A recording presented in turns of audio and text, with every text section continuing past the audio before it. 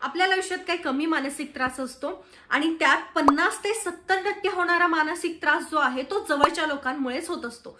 मग ती जवळचे लोक जे कुटुंबातले असतील, रिलेटिव्ह मधले असतील, मित्रपरिवारातले असतील किंवा जिथे आपण काम करतो तिथले असतील.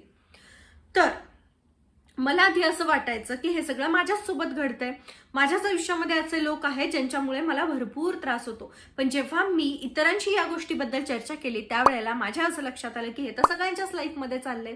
ह्या मानसिक त्रासापासून बाहेर पडण्यासाठी किंवा अशा माणसांना डील करताना मी माझ्या आयुष्यात भरपूर चुका केलेल्या आहेत आणि त्या चुका करून करून करून आत्ता कुठे मला समजलंय की एक्झॅक्टली काय करायचंय आणि आत्ता कुठे माझं आयुष्य जरासं फ्लो मध्ये येतंय, जरा काय म्हणायचं रुळावरती येत चाललेलं आहे. आणि अशा कोणत्या गोष्टी आहेत ज्या केल्याने आपण या त्रासातून बाहेर पडू शकतो आणि अशा कोणत्या टेक्निक्स आहेत ज्या आपण ह्या माणसांच्या सानिध्यात आल्यावर वापरल्याने आपल्याला जास्त त्रास होणार नाही, हेच आज मी तुमच्यासोबत या व्हिडिओतून शेअर करणार आहे. नमस्कार मंडळी, मी सायली आणि मी आपल्या चॅनलवरती तुमचं आयुष्य सोपं करण्यासाठी वेगवेगळ्या टिप्स घेऊन येत असते. Travel vlogs, lifestyle vlogs, daily रुटीनचे व्हिडिओ सुद्धा मी अपलोड करत असते. त्यामुळे तुम्ही प्लीज आपल्या चॅनलला सबस्क्राईब करा आणि अशा छान छान व्हिडिओची मजा घेत चला.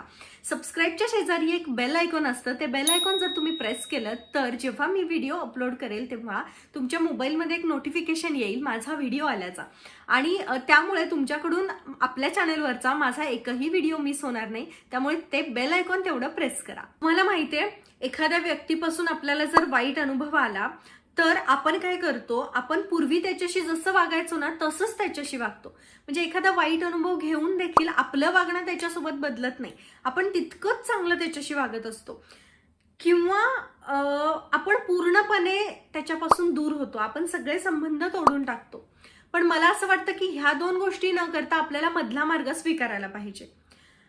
त्या प्रॉब्लेमशी, त्या व्यक्तीशी डील करायला आपल्याला शिकायला पाहिजे. ओके, एखादा वाईट अनुभव घेतल्यानंतर आपल्याला हे लक्षात यायला पाहिजे की ह्या व्यक्तीला इथून पुढे आपण किती वेळ दिला पाहिजे, कोणत्या गोष्टींसाठी वेळ दिला पाहिजे, कितपत आपण आपल्या सगळ्या गोष्टी त्यांना सांगितल्या पाहिजेत, कोणत्या गोष्टी आपण काम होण्यापूर्वी सांगितल्या पाहिजेत, कोणत्या गोष्टी आपण काम झाल्यानंतर सांगितल्या पाहिजेत आणि त्यांच्या कोणत्या बोलण्याचा आपल्या मनावरती परिणाम करून घेतला पाहिजे का घेतलाच नाही पाहिजे हे देखील आपल्याला कळायला हवं.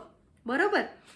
सो एक सुरक्षित अंतर आपल्याला ठेवायचंय, पूर्णपणे आपल्याला दूर जायचं नाहीये, एक सुरक्षित अंतर मेंटेन करायचंय जेणेकरून आपण सतत त्या व्यक्तींच्या कॉन्टॅक्टमध्ये येणार नाही आणि त्यामुळे आपल्याला होणाऱ्या त्रासाची तीव्रता कमी होईल. आपण सततच त्यांच्या जवळ जायला लागलो आणि आपलं वागणं आपण पहिल्यासारखंच ठेवलं, सगळंच आपण सांगत बसायला लागलो, सगळ्याच गोष्टींमध्ये आपण त्यांचे सजेशन्स जर घ्यायला लागलो तर आपल्याला जास्त त्रास होईल. पण हेच आपण त्यांच्याशी लिमिटेड राहिलो तर आपल्याला कमी त्रास होईल. याचा अर्थ सुरक्षित अंतर ठेवून वावर करणे. ओके, आणि त्यांच्याप्रती असलेली सगळी कर्तव्य तर आपल्याला पूर्ण करायची आहेत, पण लांब राहून पूर्ण करायची. आता आपल्याला त्यांच्या जवळ गेल्याने त्रास होतो की नाही, मग आपण लांब राहायचं आणि आपली सगळी कर्तव्य अगदी प्रेमाने पूर्ण करायची आहेत, मनामध्ये कोणताही तिरस्कार ठेवायचा नाहीये. हे आपल्याला ह्या नात्यासाठी केलं पाहिजे, हे आपलं कर्तव्य आहे, हे समजून ती सगळी कर्तव्य पूर्ण करायची आहेत. त्यांना कधी आपली गरज पडली तर नक्की आपण मदतीला धावून जायचंय, पण ती गरज खरंच योग्य आहे का आणि त्यावेळेला आपण कोणत्या सिच्युएशन मध्ये आहोत, आपण खरंच एखाद्याची मदत करण्याच्या सिच्युएशन मध्ये आहोत का, याचा सुद्धा आपल्याला विचार करायचा आहे. आपल्याला खूप महत्वाची कामं आहेत आणि अर्थातच आपली महत्वाची कामं आपल्यालाच महत्वाची वाटतात. समोरच्याला असं वाटत असेल की हे काम काय महत्वाचं आहे, हे काय महत्वाचं नाहीये, पण तुमच्यासाठी जर ते महत्वाचं असेल आणि त्यावेळेला तुम्हाला त्यांना नाही म्हणायचं असेल तर ते कसं म्हणू हा विचार न करता अगदी प्रेमाने मला आत्ता सध्या ही गोष्ट करायची आहे आणि माझ्यासाठी ही गोष्ट करणे खरंच खूप महत्वाचं आहे, आपण हे आत्ता नको करूया किंवा काहीही प्रेमाने नाही म्हणायचं, प्रेमाने टाळायचं हे आपण शिकलं पाहिजे. हे झालं जवळच्या लोकांबद्दल. पण एखादं दूरचं नातं असतं, पण त्यांच्या सानिध्यात आपण सतत जात असतो किंवा आपण त्यांना खूप जास्त प्रेम दिलेलं असतं, खूप जास्त आपण त्यांचा रिस्पेक्ट करत असतो, पण समोरून ते आलेलं नसतं. कदाचित त्यांच्या डोक्यामध्ये किंवा त्यांच्या वागण्यामध्ये ईर्ष्या असते, कंपॅरिझन असतं किंवा जेलसी सुद्धा असू शकते कधी कधी, किंवा XYZ काहीही कोणतीही गोष्ट असू शकते.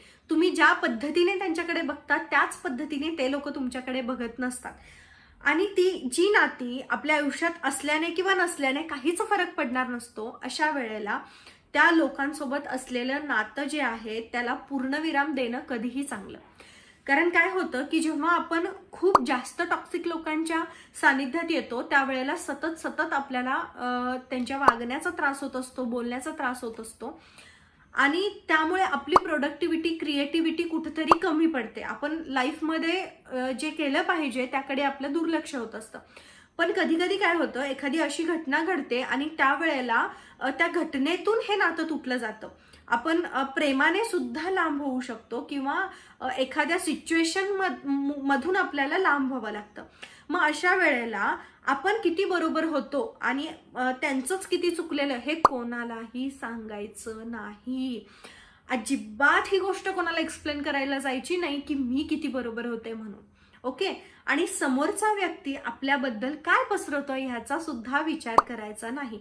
आता त्या नात्याला पूर्णविराम लाभलाय ना, त्या नात्यापासून आपण ब्रेकअप नाही म्हणू शकत, त्या नात्यापासून आपली सुटका झाली आहे ना, मग मनामधून सुद्धा त्या गोष्टी काढून टाकायच्या. चांगलाही विचार करायचा नाही, वाईटही विचार करायचा नाही, न्यूट्रल राहायचं. विचारांमध्ये सुद्धा त्या गोष्टींना, त्या व्यक्तींना महत्व द्यायचं नाही. एक वेळ तुम्ही चांगला विचार करा, पण मनातल्या मनात वाईटही विचार नाही करायचा, कारण सगळं कनेक्टेड असतं, त्यांच्यापर्यंत ह्या सगळ्या गोष्टी पोहोचतात. त्यामुळे मला असं वाटतं की आपण विचारामध्ये सुद्धा अजिबात वेळ वाया घालवायचा नाही अशा लोकांचा विचार करून. ओके. दुसरी गोष्ट म्हणजे कम्युनिकेशन करायचंय पण कम्युनिकेशन न करता. आता ते कसं, ती आयडिया तुम्हाला सांगते. मी सध्या आमच्या एक फॅमिली फ्रेंड आहेत, त्या काउन्सिलर आहेत, हीलर आहेत, क्रिस्टल हिलिंग वगैरे देतात, त्यांच्याकडे जातीये आणि त्यांच्याकडून मला ही खूप महत्वाची टिप मिळाली आहे की कधी कधी काय होतं, आपल्याला एका अशा ग्रुपमध्ये किंवा एका अशा घोळक्यामध्ये जावं लागतं. परिस्थिती असते, काहीही असतं, त्या आपल्याला तिथं जावं लागतं आणि तिथे जे संभाषण चाललेलं असतं ते आपल्याला अजिबात आवडत नसतं किंवा आपल्यासाठी ते इतकं महत्वाचं नसतं. आपण कधी अशी संभाषणं केलेली नसतात, त्यामुळे तिथे आपल्याला काय बोलायचं एक्झॅक्टली ते कळत नसतं. त्यामुळे आपण काहीतरी एकतर बोलून जातो किंवा मग हे काय चाललंय ह्यांचं असं करत आपण त्रास करून घेतो. तेव्हा आपण तिथे एक टेक्निक वापरायची. आपण तिथे एक प्रश्न विचारायचा आणि हा प्रश्न असा असला पाहिजे की त्याचं उत्तर खूप मोठं असेल. ओके. मग तुम्ही एक प्रश्न विचारला, त्यावरती एका व्यक्तीचा रिप्लाय येईल, त्या रिप्लायवरती दुसऱ्या व्यक्तीचा रिप्लाय येईल, त्यांच्यामध्येच कॉन्व्हर्सेशन चालू राहील आणि तुम्ही सतत प्रश्न विचारत असल्यामुळे तुम्ही त्या संभाषणाचा भाग आहात असं त्यांना वाटेल. आता फॉर एक्झाम्पल देते, जर आपण एखाद्या गावामध्ये एखाद्या कार्यक्रमामध्ये गेलेलो आहोत आणि तिथं बऱ्याच बायका अशा बसलेल्या आहेत बोलत, तर त्यांचे विषय आहेत ते आपल्याला आवडत नाहीयेत किंवा त्यांचे घरगुती विषय आहेत, स्वयंपाकघराबद्दल असतील किंवा कशाबद्दल. तर अशा वेळेला आपण काय करू शकतो, आता आपण खूप छान भाजी बनवतो हे आपल्याला माहिती आहे. ओके. आपल्याला ते कोणाला प्रूफ करायचं नाहीये, पण आपण त्यांना हे प्रश्न विचारू शकतो की हो का, तुम्ही अशी भाजी बनवता का, मग नेमकी ही भाजी तुम्ही कशी बनवता, इतकंच क्वेश्चन विचारायचा. त्यावरती 2-3 जण सांगतील मी अशा पद्धतीने बनवते, मी अशा पद्धतीने करते, मी तर असं करते बाबा. तुम्हाला परफेक्ट वे माहितीये, पण तुम्हाला तिथं प्रूफ नाही करायचंय की तुम्हाला ते माहितीये, तुम्ही कसं करता नाही सांगायचं. तुम्हाला क्वेश्चन विचारायचा आहे आणि त्यावरती 2-3 लोकांनी संभाषण केलं पाहिजे. आता तो क्वेश्चन कसा असला पाहिजे याचा अभ्यास मात्र तुम्हाला करायचा आहे. आपल्याला फक्त नाईलाजाने आपल्याला तिथे जावं लागत असतं. आपल्याला फक्त त्या संभाषणामध्ये आपण सहभागी आहोत हे दाखवायचं असतं आणि त्या कॉन्व्हर्सेशनमध्ये आपल्याला पार्टिसिपेट होऊनही दूर राहायचं असतं. त्यावेळेला ही टेक्निक नक्की काम करेल. तिसरी गोष्ट म्हणजे समोरच्याच्या सिच्युएशनचा विचार करायचा. कधी कधी काय होतं, आपल्याला एखाद्या व्यक्तीकडून त्रास होतो किंवा आपल्याला मनावं तितकं प्रेम नाही मिळत असं आपण म्हणू शकतो. मग त्या व्यक्तीचा सुद्धा आपण विचार केला पाहिजे की ती व्यक्ती कोणत्या घटनांमधून इथपर्यंत पोहोचली आहे, तिच्यासोबत आयुष्यभर काय काय झालेलं आहे, तिला आयुष्यामध्ये प्रेम मिळालंय का, जर तिलाच प्रेम मिळालं नसेल तर ती दुसऱ्याला कसं देईल ना, म्हणजे तिला प्रेम काय असतं हे माहिती आहे का, किंवा ओव्हरऑलच तिच्या आजूबाजूचं वातावरण कसं होतं त्या गोष्टीपासून ती घडलेली असते. आणि ती स्वतः एका वॉरमध्ये अडकलेली असते, तिच्या स्वतःमध्ये एक वॉर चाललेला असतो. तिच्या लाईफमध्ये काहीतरी अशा घटना घडत असतील ज्यामधून फ्रस्ट्रेशन आलेलं असतं आणि मग कुठेतरी तो समोरच्या व्यक्तीवरती राग निघत असतो, तो त्रास समोरच्या व्यक्तीला तिच्या वागण्याचा होत असतो. म्हणजे ती स्वतः एका सिच्युएशनमध्ये अडकलेली आहे. त्यामुळे तिच्याकडून चांगलंच येईल, तिच्या वागण्यामधून चांगलंच येईल असं आपण नाही अपेक्षा करू शकत ना. त्यामुळे समोरचा व्यक्ती असा का वागतोय हे आपण जरा समजून घेतलं ना, त्यावेळेला आपण शांत बसतो. ह्याचा हा प्रॉब्लेम आहे, म्हणून हा व्यक्ती असा वागतोय. ठीक आहे, काय बोलतोय बोलू दे म्हणायचं आणि शांत बसायचं, मनातल्या मनात प्रार्थना करायची की ह्याचा जो काही प्रॉब्लेम आहे तो लवकरात लवकर सॉल्व्ह होऊ देत आणि ह्याला चांगलं वातावरण लाभू देत आणि आपल्याकडून सुद्धा त्यांना प्रेमच मिळावं. आपल्याकडून कोणतीही वाईट वागणूक किंवा गोष्ट किंवा बोलणं त्यांच्यापर्यंत पोहोचायला नको. ह्या गोष्टी आपण करू शकतो. आणि जेव्हा आपल्याला एक्झॅक्ट समोरच्याची सिच्युएशन कळते, तो असं का वागतोय, तेव्हा आपल्याला त्याच्या चुकीच्या वागण्याचा त्रास होत नाही. आता हे झालं त्या लोकांच्या सानिध्यात असताना कसं वागायचं.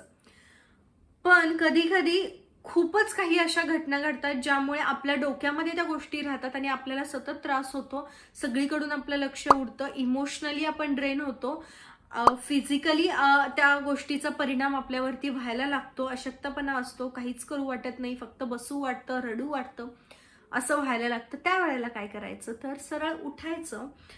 खूप जास्त एक्सरसाइज करण्याच्या तुम्ही मूडमध्ये नसाल किंवा तुमच्यामध्ये तेवढी कॅपॅसिटी नसेल तर उठा आणि एक वॉक करून या. कोणतीही फिजिकल ऍक्टिव्हिटी करा. मी म्हणेन घर साफ करा, घरामध्ये झाडूच मारा किंवा कपाट आवरायला घ्या किंवा स्वयंपाकघरच आवरायला घ्या, फ्रीजच आवरायला घ्या, पसारा आवरा, बाहेर जाऊन फिरून या, बाग असेल तर बागेत काम करा. फिजिकल ऍक्टिव्हिटी जेव्हा तुम्ही कराल त्यावेळेला एक हॅपी हार्मोन तयार होत असतो आणि त्यामुळे आपल्याला हळूहळू हळूहळू बरं वाटायला लागतं, आपला मूड इम्प्रूव्ह व्हायला लागतो. आणि गोष्टींवरती जेव्हा आपण फोकस करतो, वेगळ्या गोष्टींवरती, तेव्हा हा इथे म्हणजे ज्या गोष्टीपासून त्रास होतोय त्या गोष्टीवर केलेला जो फोकस असतो तो इकडे वळतो वेगवेगळ्या गोष्टी करण्यामध्ये. आणि मला असं वाटतं की तुम्ही अशा वेळेला ना बाहेर पडून व्यायाम केलं पाहिजे किंवा एखादी ऑर्गनायझिंग गोष्ट केली पाहिजे. म्हणजे आता पसारा ऑर्गनाईज करायचा आहे किंवा ही गोष्ट आपल्याला हे ठिकाण आपल्याला ऑर्गनाईज करायचंय, कपाट आपल्याला ऑर्गनाईज करायचंय, ह्या कोपऱ्यामध्ये आपल्याला काहीतरी वेगळं करायचंय. म्हणजे आपण विचार करू की आपण असं केलं पाहिजे, तसं केलं पाहिजे. सो आपलं डोकं जे आहे ते तिकडं काम करायला लागेल आणि हळूहळू तो त्रास जो आहे तो मनातून निघून जाईल. तुम्ही काहीच न करता जर बसला तर मला असं वाटतं की त्याच गोष्टी सतत तुमच्या मनात येत राहतील, तुम्ही त्रास करून घेत राहाल आणि तुम्ही इमोशनली फिजिकली ड्रेन फील कराल. दुसरी गोष्ट जी प्रत्येक व्हिडिओतून मी तुम्हाला सांगत असते, तुमची आवडती गोष्ट करा. माझ्या आयुष्यात मी आधी खूप वेगळ्या गोष्टी करायचे, ज्या मला आवडत नव्हत्या त्या गोष्टी मी करायचे, त्यात मला कधीच सक्सेस मिळालेले नाहीये. पण ज्या गोष्टी मला आवडतात त्या गोष्टी जेव्हापासून मी करायला लागले तेव्हापासून माझे होणारे मानसिक त्रास खूप कमी झालेत. प्रत्येकालाच खूप मानसिक त्रास असतात, पण जेव्हा आपण आपली आवडती गोष्ट करतो ना त्यावेळेला हे त्रास, स्ट्रेस सगळं कमी होतं. एखादं आवडतं गाणं जरी माणसाने शांत बसून ऐकलं ना तरी देखील आपल्याला किती छान फील होतं. तुम्ही करून बघा. तुम्हाला जे आवडतंय ना त्यासाठी तुम्हाला स्वतःला ओळखावं लागेल की तुम्हाला काय आवडतंय. कधी कधी आपल्याला माहीतच नसतं की मला काय आवडतंय. सो त्यावरती विचार करा, तुम्हाला काय आवडतंय हे शोधून काढा आणि ती गोष्ट करा. तिसरी गोष्ट म्हणजे आपल्याला दिवसभर कोणत्या गोष्टींमुळे मदत झालेली आहे किंवा कोणत्या चांगल्या गोष्टी घडल्या ज्यामुळे आपल्याला खूप छान वाटलं ते लिहून काढा आणि त्याच्याप्रती कृतज्ञ राहा. म्हणजे हे मी मागे सुद्धा एका व्हिडिओमध्ये तुम्हाला सांगितलंय की कृतज्ञता सतत व्यक्त करायची. म्हणजे आता मी व्हिडिओ अपलोड केला, ह्या व्हिडिओला नेहमीपेक्षा जास्त व्ह्यूज आले तर सगळ्या व्ह्यूअर्स प्रति कृतज्ञता व्यक्त करणे किंवा आज मला ह्या व्यक्तीनी मदत केली किंवा आज मला मम्मीशी बोलून छान वाटलं, मी तिच्याप्रती कृतज्ञ आहे.